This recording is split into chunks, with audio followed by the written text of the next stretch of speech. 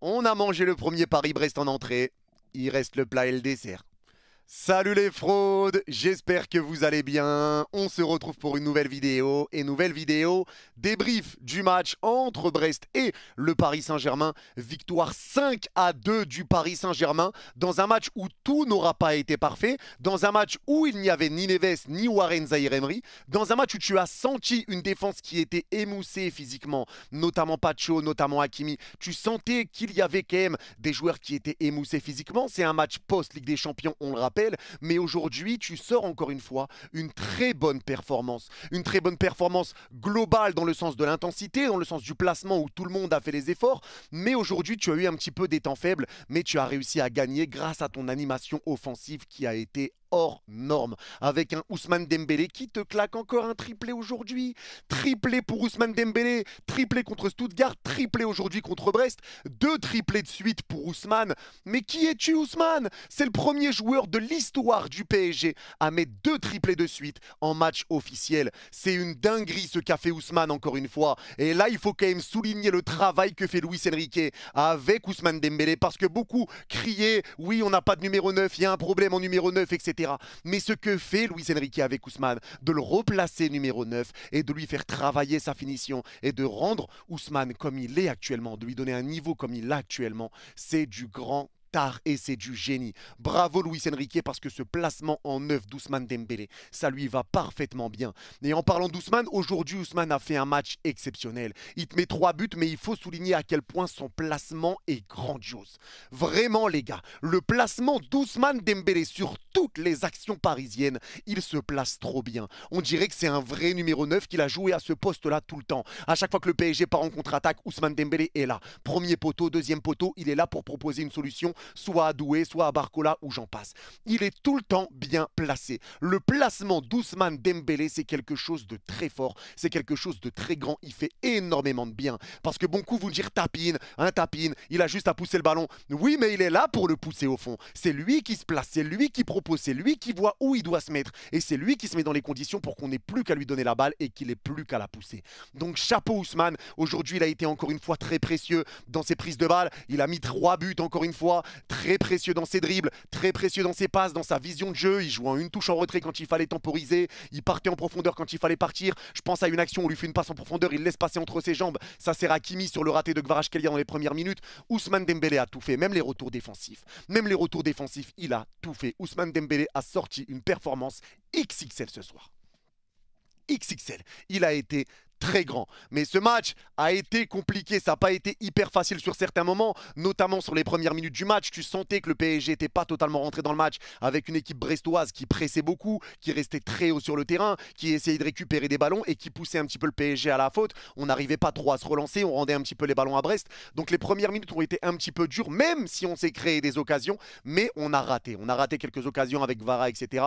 Il y a des occasions qu'on a loupées, mais c'est vrai que les premières minutes ont été un petit peu délicates. Et aujourd'hui, le gros problème que j'ai envie de notifier pour le PSG, pour moi, c'est justement le milieu de terrain. J'ai clairement ressenti aujourd'hui l'absence de Warren Zaïre-Emery et l'absence de Neves. Et là-dessus, je vais m'expliquer. On a vu que sur toutes les opportunités brestoises aujourd'hui, que le milieu de terrain du PSG n'était pas là pour venir aider la défense. Alors que quand il y a Neves avec Vitinha et quand il y a Warren Zaïre-Emery, on sait que Hakimi monte et que Warren se comporte comme un latéral droit. Et on voyait aussi que les milieux de terrain aidaient la défense, qui revenait beaucoup, qui revenait aider et qui laissait pas les Pacho en 1 contre 1, Marquinhos en 1 contre 1 ou la défense toute seule à devoir faire face aux vagues justement offensives des équipes adverses. Aujourd'hui, on l'a pas beaucoup vu et c'est pour ça que je pense que Fabian Ruiz, Lee Kang-in, c'était pas la folie, c'était pas la grande folie aujourd'hui, mais Lee Kang-in, on va y revenir parce que quand Désiré Doué est rentré, ils ont parlé le même football. Là, c'était plus le match de Lee Kang-in, plus le même match de Lee Kang-in.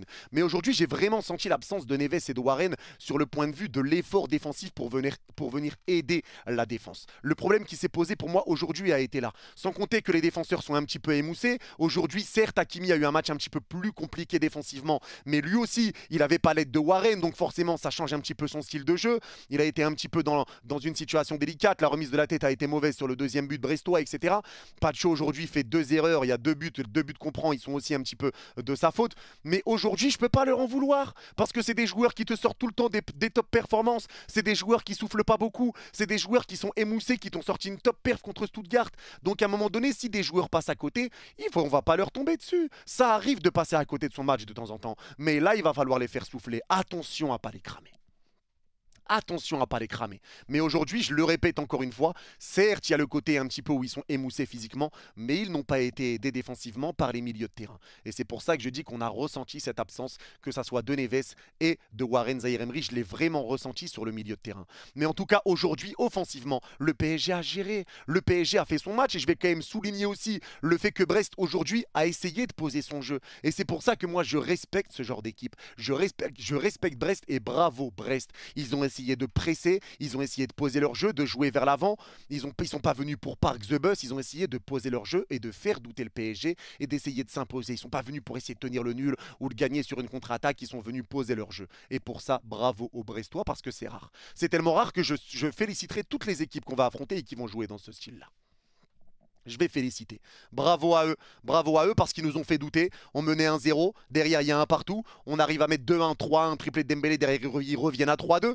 Donc on a quand même eu peur et surtout qu'à 3-2, il y a eu un gros temps fort aussi de Brest. Et surtout sur cette deuxième mi-temps, il y a eu vraiment pas mal de temps fort brestois et bizarrement c'est en deuxième mi-temps que tu passes 4 buts. Mais aujourd'hui, tu as quand même ressenti que sur la deuxième mi-temps, il y avait quand même des gros temps forts brestois et qu'on avait un petit peu de mal sur certains moments à ressortir, à réussir à combiner. Mais aujourd'hui, l'offensive du Paris Saint-Germain, les offensives du PSG. Les gars, s'il vous plaît, Désiré Doué, Bradley Barcola, Ousmane Dembélé jouent dans nos clubs, on est heureux. On est heureux. Et en plus, c'est 3 Français, les gars. C'est 3 Français. Aujourd'hui, le match qui a été fait, et je mets même Vara dedans, hein, mais l'animation offensive du Paris Saint-Germain, on est hyper dur à jouer. Tellement ça bouge, tellement ils font les efforts défensifs, tellement ça combine, tellement ils se cherchent, tellement à chaque fois, ils sont à gauche, à droite, au milieu, ils permutent tous les uns les autres et ça fait des appels dans tous les sens et ça bouge, c'est trop compliqué à lire. L'animation offensive aujourd'hui a été une masterclass. Et l'animation offensive depuis Salzbourg. Depuis Salzbourg, le PSG enchaîne les bonnes performances offensivement. Et là, ça fait du bien de retrouver un Bradley Barcola à ce niveau-là. Bradley Barcola qui avait enchaîné Espali, un but, une passe D. Lens, un but, une passe D. Le City, un but, une passe D. Stuttgart, un but, une passe D. Ce soir, passe D. Ça leur fait du bien, l'aspect concurrence lui fait du bien à Bradley. Depuis qu'il y a la concurrence de Kvaratskhelia, Bradley Barcola a levé son niveau de jeu. Et c'est pareil pour Donnarumma. Donnarumma, depuis qu'il a entendu les rumeurs de Chevalier, le PSG veut Chevalier, le PSG veut pas prolonger Donnarumma, ils attendent de prendre une décision pour renouveler son contrat. Depuis qu'il a entendu les rumeurs Chevalier, il s'est transformé en gladiateur. Il s'est transformé en gladiateur, mais il faut le dire, les matchs de Donnarumma sont très bons. Et là, on dit qu'il fait un très bon match alors qu'il prend 2 buts. Mais le match de Donnarumma sont très bons. À 1-0, il te fait une parade exceptionnelle et très importante, même si on prend l'égalisation derrière. Mais il te fait une énorme parade où il se couche très vite. Stuttgart, il y a 1-0, il te fait une énorme parade qui fait qu'il n'y a pas 1-1, mais il y a 2-0 pour le PSG parce que sur la même action, on va chercher le deuxième but. Il fait du bien, Didio.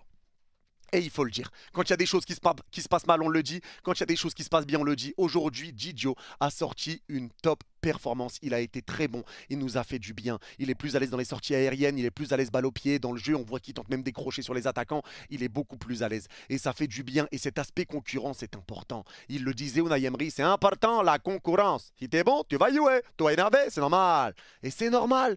Ça leur fait du bien. S'il n'y a pas de joueurs pour venir te bousculer, pour titiller un petit peu ton ego, eh bien forcément que tu peux te reposer sur tes lauriers. Mais depuis ces rumeurs-là, Bradley Barcola et Donnarumma, c'est des joueurs différents. C'est des joueurs vraiment différents et ça fait du bien de les voir à ce niveau-là. Avec un Ousmane Dembélé qui est très efficace et qui fait du bien encore une fois au niveau de son placement. Le placement d'Ousmane, c'est très grand. C'est vraiment pour moi une grande qualité le fait que sur chaque action, il soit bien placé. On voit un Barcola qui fixe, qui accélère, qui fait des bons appels de balles, qui fait des différences, qui est altruiste. Et qui fait ses passes, qui lâche ce ballon. Un Désiré Doué qui est à l'aise techniquement, etc. Ça a fait du bien offensivement. L'entrée de Désiré Doué a été top. Top entrée de Désiré Doué. Il a été altruiste lui aussi pour faire marquer Gonzalo Ramos, etc. Il a fait énormément de bien, Désiré Doué. Et justement, là, je vais revenir sur le milieu de terrain. Parce qu'aujourd'hui, Fabien Ruiz et Lee Kang-in, je les ai trouvés un petit peu en dessous tous les deux. Même si Fabien a mis une superbe passe pour l'ouverture du score du PSG, il a lancé une passe pour Barcola, elle a été extraordinaire. Et la passe d'Lee Kang-in également pour Ousmane Dembélé pour le triplé. La passe, les gars, s'il vous plaît. S'il vous plaît, posez-vous, allez la revoir pour ceux qui ne sont pas choqués de la passe. Il est pris par 3 joueurs, il te la met en bout du pied pour trouver Dembélé deuxième poteau. La passe de Lee Kang-in est grandiose. Aujourd'hui, sur la première mi-temps, c'est vrai que Fabian et Lee Kang-in, ça a été un petit peu compliqué. Même si, je le répète, Lee Kang-in, c'est un joueur qui fait les efforts, qui essaye de jouer vers l'avant, même s'il a beaucoup joué en retrait. Fabian joue beaucoup en retrait, mais Lee Kang-in fait les efforts, presse, essaye de récupérer des ballons. Le problème de Fabian, c'est la lenteur, très lent dans ses choix, très lent dans ses prises de balles. Il perd des ballons, il donne des mauvais ballons, il fait beaucoup de passes en retrait, il ralentit un petit peu le jeu. Défensivement, il se fait passer trop facilement.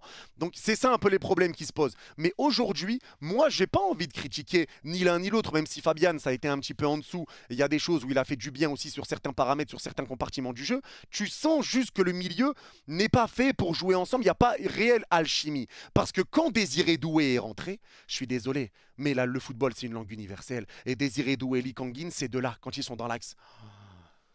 Qu'est-ce que c'est fort! Qu'est-ce que c'est fort! L'entrée de Désiré Doué a métamorphosé le match de Lee Kang-in et je vous le dis très sincèrement. Beaucoup encore critiquent Lee Kang-in, etc. Mais aujourd'hui, c'est vrai que Lee Kang-in était en dessous du niveau qu'il est capable de montrer. Mais dès que Désiré Doué est rentré, ça a vraiment changé. Ces deux-là s'entendent trop bien, ça match, ils arrivent à combiner ensemble, ils arrivent à créer des espaces, à créer des décalages, ils arrivent à se comprendre. Ils arrivent à se comprendre et ça fait du bien de les voir jouer comme ça et ça fait du bien de voir ça. Alors moi, aujourd'hui, plutôt que de dire que Lee Kang-in était nul, etc., je dirais que Lee Kang-in n'était pas au mieux entouré dans ce milieu de terrain. Parce que si tu mets Lee Kang-in au milieu de terrain, avec par exemple Neves, Vitinha et Lee Kang-in en plus, je pense que Lee Kang-in ça va mieux. Je pense que c'est mieux. Je pense que c'était l'équilibre du milieu de terrain qui n'était pas au mieux aujourd'hui. Je pense que c'est ça. Je pense que c'est ça. Parce qu'aujourd'hui, offensivement, tu as été très bon. Défensivement, tu as eu du mal. Mais après, ça encore, c'est un autre débat. Vitinha aujourd'hui au milieu de terrain a été stratosphérique. Il a été au four et au moulin. Il a été là offensivement, les prises de balles, les ressorties de balles, sous pression, il garde le ballon, il récupère un coup franc, l'orientation du jeu, la vision de jeu, les appels, quand c'est un autre joueur qui récupère le ballon, les appels pour porter le ballon et être le premier détonateur d'une contre-attaque. Il a tout fait. Les récupérations, l'impact, Vitinha a fait un grand match. Et là, il n'y a plus rien à manger pour ceux qui critiquaient Vitinha H24 et qui disaient qu'il était nul et que la saison dernière, était une saison surcotée ou je ne sais quoi. Il n'y a plus rien à manger pour vous. Vitinha a fait une top perf ce soir et il enchaîne et ça fait du bien de retrouver un Vitinha à ce niveau-là. Ça fait du bien. Le PSG bosse bien, le PSG travaille bien et Luis Enrique est en train de faire fermer la bouche à beaucoup de monde. Et je vous vois venir ceux qui vont dire oui, mais dès que le PSG va se faire éliminer, etc., ça va, ils vont essayer de taper sur Luis Enrique. Je vous le dis, si le PSG se fait éliminer de la Ligue des Champions à un moment, ils vont taper sur Luis Enrique. Mais ne vous laissez pas avoir, parce que ça fait 1 an et demi que le PSG est en train de mettre en place ce nouveau projet. Et regardez comment joue le PSG actuellement. C'est une réalité les gars, le projet va dans le bon sens. On ne dit pas qu'on va gagner la Ligue des Champions cette année, on ne dit pas qu'on va la gagner l'année prochaine, mais on avance petit à petit sur un effectif qui devient complet, où les indésirables commencent à partir et tu commences à étoffer ton effectif. Ça va prendre du temps. Ça va prendre du temps, mais on voit déjà les fruits de ce travail en 1 an et demi. Tu vois déjà les fruits de ce travail. Et ça fait du bien. Aujourd'hui, c'était un match plaisant. Ça fait du bien de se poser devant la télé et se dire on va regarder le PSG. On reprend le sourire. On est qualifié en Ligue des Champions. T'es invaincu en Ligue 1. Ousmane Dembélé est passé meilleur buteur de Ligue 1. C'est une dinguerie. 2 buts d'avance. Il est passé meilleur buteur de Ligue 1. Meilleur buteur de Ligue 1, Ousmane, c'est une folie. Mais tu prends du plaisir devant ta télé. Et aujourd'hui, oui, même si l'équilibre n'était pas parfait, je vous l'explique encore une fois, c'est à cause du milieu de terrain. Parce que voilà, ils n'ont pas fait les efforts pour aider les défenseurs. Tu les as laissés tout seuls et les défenseurs étaient un peu émoussés. Même si aujourd'hui, j'ai trouvé un Mendes très solide, encore une fois. Très solide défensivement et ça fait du bien. Il faut le dire quand c'est le cas. Il a été présent pour dévier des ballons, pour les récupérer à gauche de sa surface, pour les récupérer en dernier défenseur à certains moments. Il était bien placé. Il a fait les efforts. Il a tout donné. Mendes a fait son match aujourd'hui. J'ai vraiment beaucoup aimé le match de Mendes. Mais Marquinhos ce soir, taille patron. Taille patron. Marquinhos, lui aussi, ça me fait plaisir de le revoir à ce niveau-là. Parce qu'aujourd'hui, Marquinhos était à côté de Pacho. Pacho qui était moins bien aujourd'hui. Et à côté d'un Marquinhos qui était moins bien défensivement aujourd'hui. Mais encore une fois, je pense que c'est lié au fait que Warren n'était pas là. Donc peut-être que Hakimi était un peu perturbé, etc. Mais aujourd'hui, et encore une fois, il y a aussi l'effort physique. Il est un peu essoufflé, il est un petit peu émoussé. Les gars, ils jouent tous les matchs. On n'a pas de doublure pour Achraf. Donc il faut les laisser se reposer. Il faut les laisser se reposer contre Le Mans sur le match de mardi. Mais aujourd'hui, Marquinhos te sort une top performance. Et pourtant, il n'était pas aidé par sa défense.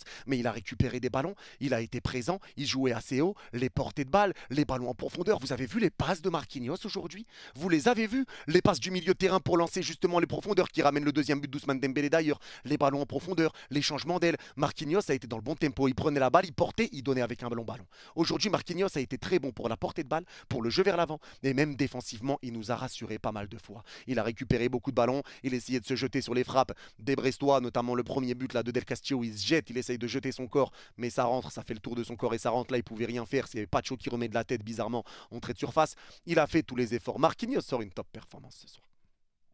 Top performance, je n'ai rien à lui reprocher. Le PSG aura eu des temps forts, le PSG aura eu des temps faibles. Mais après, c'est encore une fois un match post-Ligue des Champions. Le match en Ligue des Champions n'aura rien à voir avec celui-là, hein, ça c'est clair. Mais aujourd'hui, tu as senti un PSG qui a eu du bon et du moins bon. Et malgré tout ça, encore une fois, un PSG qui a répondu présent et qui a fait le taf. En deuxième mi-temps, il y a vraiment eu beaucoup de temps fort pour Brest. Hein, des moments où tu as eu un peu de mal, notamment sur le début de deuxième mi-temps, notamment à partir de la 75e, 60e, 75e, ça a été un petit moment de flottement. Ça a été un petit peu dur. Ça a été un petit peu dur, mais en tout cas, le PSG a fait l'essentiel. Encore une fois, le PSG a très bien joué. Le PSG a bien combiné. Les changements ont un petit peu perturbé l'équipe aussi hein, de Luis Enrique. Ça a un petit peu perturbé l'équipe et c'est là qu'on est rentré sur un temps faible. Mais derrière, tu as réussi à inverser la tendance et derrière, tu remportes ce match 5-2.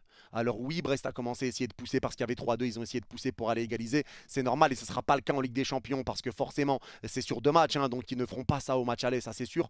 Mais aujourd'hui, encore une fois, on a la preuve que Gonzalo Ramos est un super sub. Point barre. C'est le meilleur super sub au monde. Quand Ramos joue titulaire, ça se passe bizarrement. C'est pas la folie. Mais quand Ramos rentre, il est tout le temps décisif. Il est tout le temps décisif. Il est rentré aujourd'hui, il te claque un doublé. Il te claque un doublé. Gonzalo Ramos le prouve encore, c'est un super sub. Ce mec-là, quand il rentre en cours de jeu, fait du bien. Mais quand il joue titulaire, ça se passe moins bien. Quand il rentre en cours de jeu, il fait énormément de bien. Aujourd'hui, il a été servi sur un superbe travail de Doué. Doué qui est servi au milieu de terrain par Fabian. Doué qui a 2 joueurs devant lui. Il arrive à accélérer, il se fait retenir, il reste debout. Il est devant Kenny Lala, fin d'aller à gauche, il part dans la surface. La passe pour Ramos qui a plus qu'à pousser le ballon. Ramos qui a bien suivi, qui s'est bien placé. Doué fait un énorme travail. L'entrée de Doué, comme je vous l'ai dit, a été grandiose. Énorme entrée de Désiré Doué. Mais aujourd'hui, Ramos, encore une fois, prouve que c'est un super sub. Ses entrées sont bonnes. À chaque fois, il est décisif quand il rentre en cours de match. Donc, c'est ce qui va lui arriver. C'est ce qui va être. À chaque fois qu'il rentre, il est décisif. Ça donne raison à Luis Enrique. Ça lui donne raison. Que vous le vouliez ou non, ça donne raison à Luis Enrique.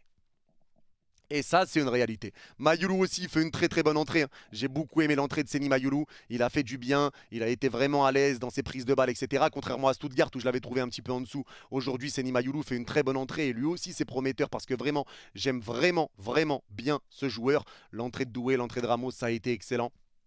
Aujourd'hui, vraiment, ça fait plaisir. Ça fait juste plaisir de voir le PSG jouer comme ça. Maintenant, on a eu un premier avant-goût du match qui va arriver en Ligue des Champions, du match aller-retour pour ces barrages de LDC. On a vu des bonnes choses, on a vu des choses à corriger, mais encore une fois, post-Ligue des Champions, fatigue, etc. Donc ça se comprend. Ça se comprend pour le Paris Saint-Germain, ça se comprend pour les joueurs qui n'ont pas l'habitude de beaucoup tourner. Mais aujourd'hui, j'ai aimé ce que j'ai vu. J'ai vu quand même des bonnes choses. J'ai vu une grosse animation offensive. J'ai vu un grand Ousmane Dembélé.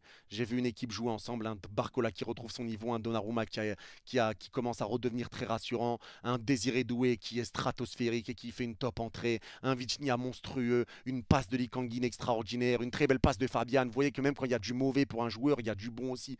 La passe de Fabian a été magnifique, le travail de Mendes, le travail de Marquinhos, bravo. Bravo et ça fait du bien. On s'impose 5-2. On remporte la première match. On en aura encore deux. La première manche, pardon. On aura encore 2 manches à jouer contre Brest. Mais ce match-là fait du bien. Ça va faire vraiment du bien dans les têtes. Ça va faire du bien au moral. Et ça va être à nous maintenant de faire la même chose, mais en mieux, en Ligue des Champions. En tout cas, c'est tout pour ce débrief. Merci à ceux qui l'ont écouté jusqu'à la fin. N'hésitez pas à me dire en commentaire si vous êtes d'accord ou pas d'accord avec moi. Et ceux qui ont écouté ce débrief jusqu'à la fin, n'hésitez pas à mettre bouteille en commentaire et je comprendrai que vous l'avez vu jusqu'à la fin. Prenez soin de vous. Vous êtes les gouts. Et allez Paris. Bye bye.